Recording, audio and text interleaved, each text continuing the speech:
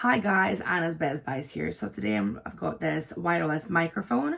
You can just attach it inside your phone, your iPad or your iPod, and it's ready to be used. So it comes just in a wee container like so. You get a charger, you get an instruction manual, and this is the first part. So you're just gonna stick this inside your phone.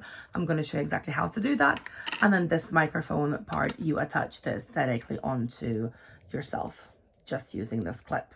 All right, so I'm just going to demonstrate exactly how to do this.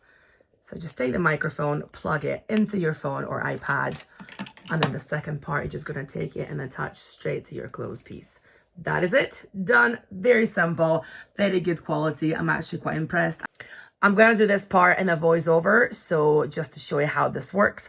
Once you have connected your microphone inside your phone, all you do is you just hold this button and that's it. There you go. Light comes on. You don't have to Bluetooth pair it or anything. You just literally plug it into your other phone and then you are automatically plugged in and you're good to go.